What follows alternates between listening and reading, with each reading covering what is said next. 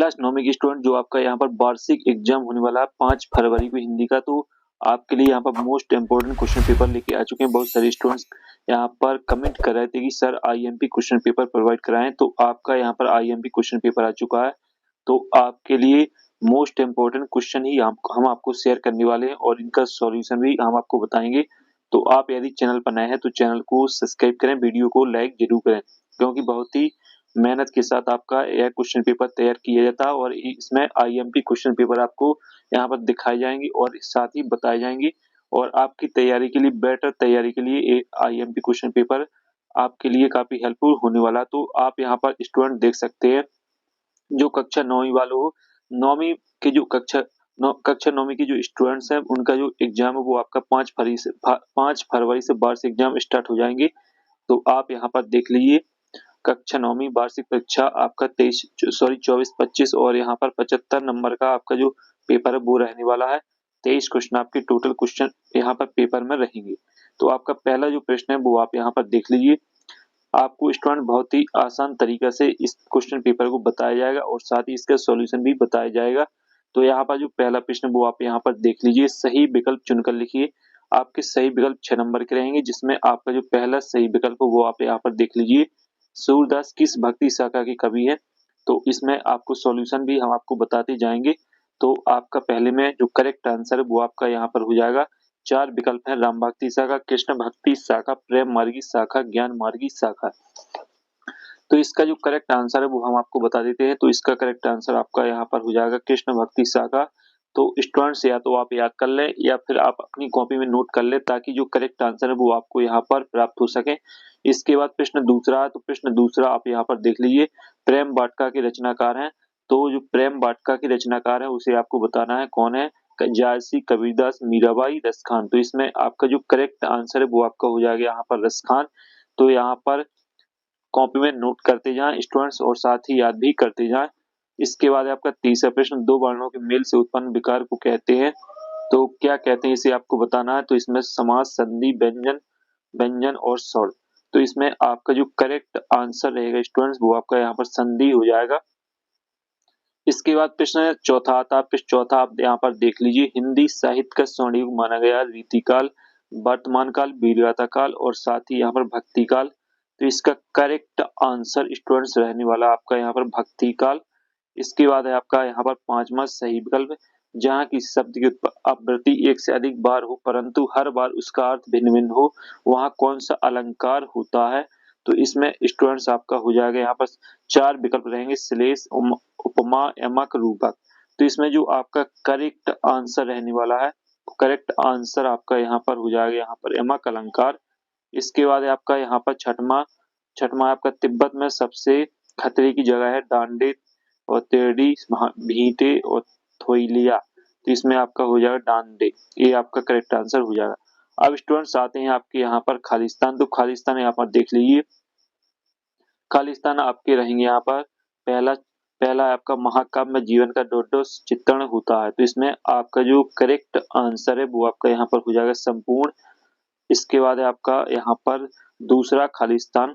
तो दूसरा खालिस्तान रहेगा आपका दुष्ट व्यक्तियों के साथ साथ आदर्श भी हो जाते हैं। तो इसमें आपको यहाँ पर हो जाएगा प्रेरणा प्रेरणा। इसके बाद है तीसरा मात्रिक छंद का उदाहरण, तो इसमें हो जाएगा दोहा। चौथा है आपका अनुभूति के पक्ष का संबंध कविता के डॉट डॉट स्वरूप से है, तो इसमें आंतरिक हो जाएगा। फिर है आपका यहाँ पर पांचवा लेखक महादेव वर्मा के बाबा फारसी और डॉट भाषा के रचनाकार थे, तो इसमें उर्दू हो जाएगा। छठवां है आपका स्टूडेंट्स गधे का एक छोटा भाई भी है, उसका नाम क्या है, तो इसमें बैल हो जाएगा। तो इस तरीके से स्टूडेंट्स आपके जो रिक्त स्थान है आपके कंप्लीटली हो जाते हैं। इसके बाद आती है आपकी सही जोड़ी। तो सही जोड़ी आपकी 6 नंबर की रहेगी, जिसमें पहली सही जोड़ी इंद्र का पर्यायवाची। तो स्टूडेंट्स आपको इंद्र का पर्यायवाची की सही मिलान करना है, तो इसका आपका सुरपति हो जाएगा। अब है प्रेमचंद के फटे जूते। तो जो प्रेमचंद के फटे जूते हैं उसकी आपको सही जोड़ी का मिलान करना है, तो इसका आपका यहाँ पर गा हो जाएगा हरिशंकर परसाई। फिर है आपका आपका लेखक की नजर अटक गई। तो यहाँ पर लेखक की नजर अटक गई, तो इसका जो करेक्ट आंसर है वो आपका यहाँ पर हो जाएगा राहुल संकलन त्रय। उल्लू बनाना, तो इसका हो जाएगा मूर्ख बनना। निरोग निरोग का हो जाएगा यहाँ पर आपका यहाँ पर विसर्ग संधि। निरोग का यहाँ पर विसर्ग संधि हो जाएगा, और साथ ही जो आपका छठवां रीढ़ की हड्डी, तो रीढ़ की हड्डी हो जाएगा घा। जगदीश चंद्र माथुर। तो इस तरीके से आपकी सही जोड़ी भी कंप्लीटली हो जाती है। और इसके बाद आते हैं आपके एक शब्द एक वाक्य, तो इन्हें आप यहाँ पर देख लीजिए। पहला प्रश्न रहेगा, लेखक के अनुसार प्रेमचंद किसके साथ फोटो खिंचवा रहे थे? तो इसका जो करेक्ट आंसर है, इसमें आपको लिख लेना पत्नी। तो पहला का जो करेक्ट आंसर है वो आपका पत्नी हो जाएगा। इसके बाद आपका दूसरा प्रश्न है, तो दूसरा प्रश्न आप यहाँ पर देख लीजिए, हिंदी का उपन्यास सम्राट किसे कहा गया? तो इसमें आपको लिख लेना, दूसरा जो प्रश्न है इसमें हो जाएगा आपका प्रेमचंद। तो प्रेमचंद्र आप यहाँ पर लिख लीजिए दूसरे का करेक्ट आंसर। इसके बाद स्टूडेंट्स आपका तीसरा प्रश्न, सरोज पखारन लागे में कौन सा अलंकार है? तो इसमें आपको जो आपका तीसरा एक शब्द वाक्य है उसमें आपको लिख लेना रूपक अलंकार। तो आप रूपक अलंकार लिख लीजिए यहाँ पर। जो आपका चौथा है, सॉरी तीसरा है, इसमें रूपक अलंकार हो जाएगा। इसके बाद है आपका चौथा, मनुष्य ईश्वर को कहाँ कहाँ ढूंढता फिरता है? तो इसमें आपको लिखना है जो चौथा प्रश्न है इसमें आप लिख लीजिए मंदिर। यहाँ पर मंदिर हो जाएगा, मस्जिद हो जाएगा, और साथ ही आपका हो जाएगा यहाँ पर मंदिर, मस्जिद और तीर्थ स्थलों। यहाँ पर हो जाएगा तीर्थ स्थलों। ये आपका करेक्ट आंसर हो जाएगा।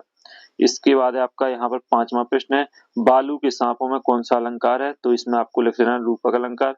तो पांचवा का हो जाएगा आपका रूपक अलंकार। तो रूपक अलंकार आप लिख लीजिए। और साथ ही स्टूडेंट्स आपका एक very most important question paper है, यानी आईएमपी क्वेश्चन पेपर है। इसके बाद है आपका टीला खड़ा होना मुहावरे का अर्थ है। तो यहाँ पर आपका छठवें का हो जाएगा यहाँ पर बाधाएं आना। तो इसमें हो जाएगा बाधाएं आना। ये आपका छठवें पृष्ठ का सॉल्यूशन हो जाएगा। अब आते हैं आपके स्टूडेंट सत्य असत्य। तो स्टूडेंट जो सत्य असत्य है वो आपके 6 नंबर के रहेंगे। यहाँ पर आप देख लीजिए पृष्ठ 5वां रहेगा आपका। इसमें है राम स्वरूप की पत्नी का नाम प्रेमा था। तो ये आपका जो पहला है वो आपका बिल्कुल सत्य है, पहले में आपका सत्य हो जाएगा। इसके बाद स्टूडेंट्स आता है आपका दूसरा प्रश्न है, झुरी बैलों को देखकर गदगद हो गई। तो दूसरा भी आपका बिल्कुल सत्य कथन है। तो स्टूडेंट्स कॉपी में नोट कर लें या फिर याद कर लें। इसके बाद है आपका तीसरा, मोटाई शब्द में ई प्रत्यय जुड़ा है। तो आपका स्टूडेंट जो तीसरा है वो आपका असत्य हो जाएगा। तो इसमें आप असत्य ही कर लें क्योंकि यह असत्य कथन है।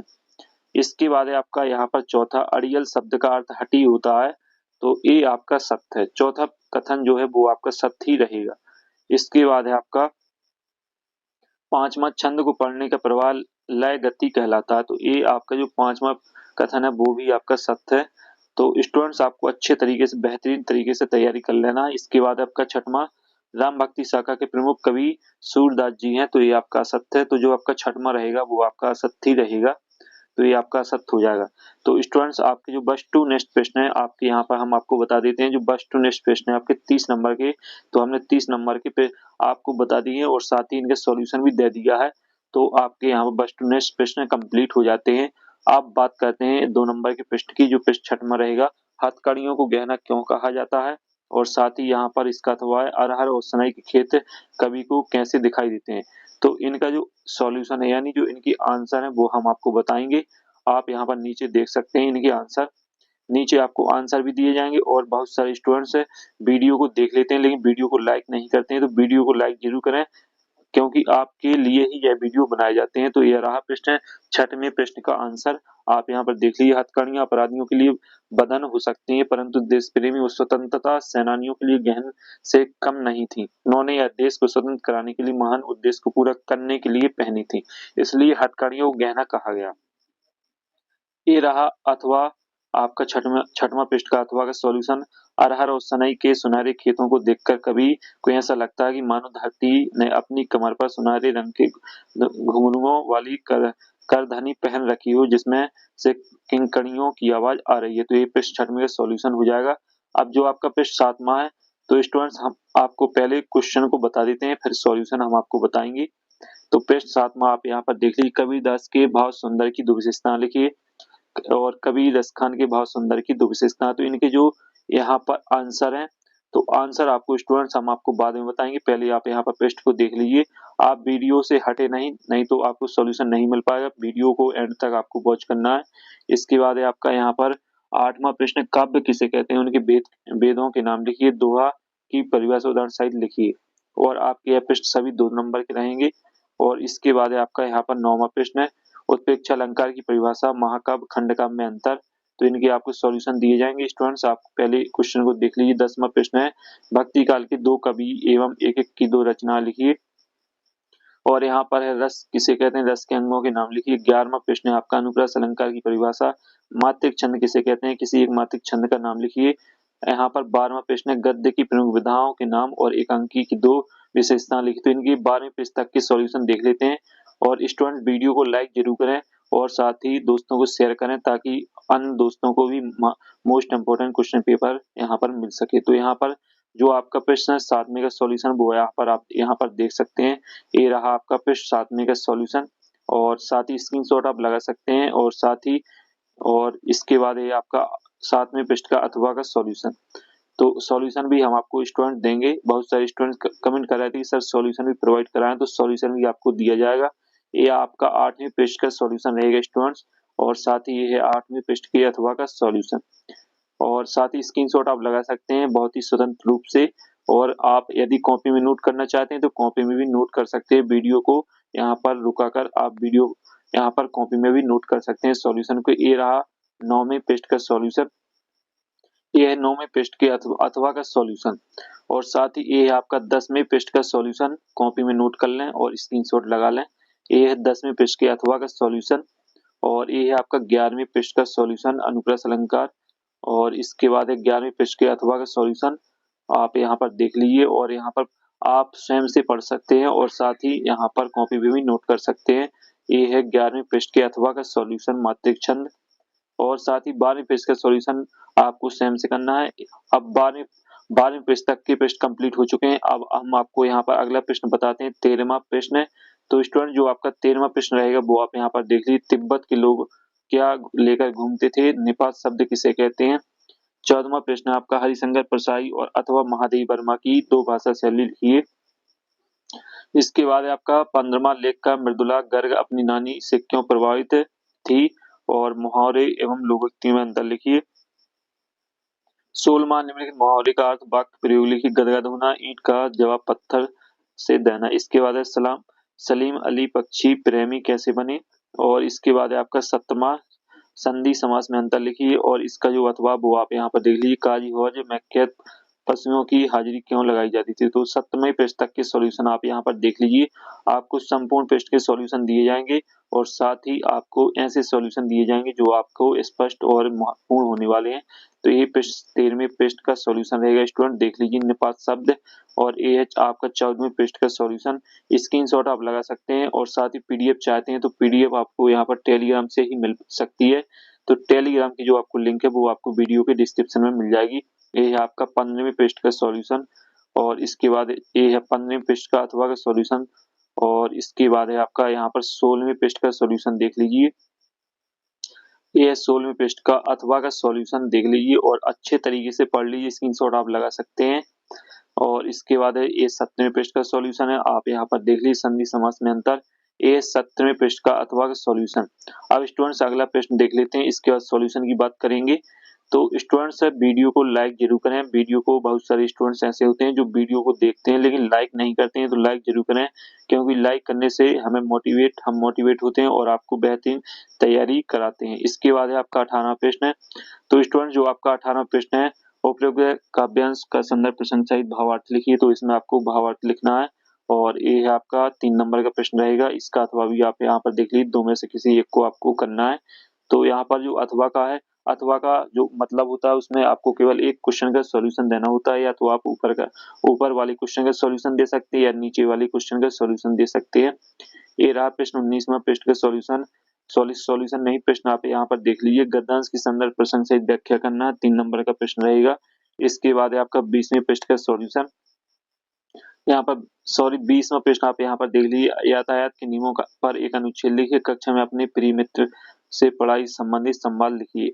इसके बाद 21वां प्रश्न आप यहाँ पर गद्यांश दिया जाएगा, इसे आपको पढ़ना और इसके अंतर्गत 3 क्वेश्चन आपके बनेंगे। इन तीनों क्वेश्चन की आपको आंसर देना है तो सॉल्यूशन दिया जाएगा। इसके बाद इसके अथवा में भी क्वेश्चन दिया जाएगा, तो 2 में से किसी एक को आप कर सकते हैं।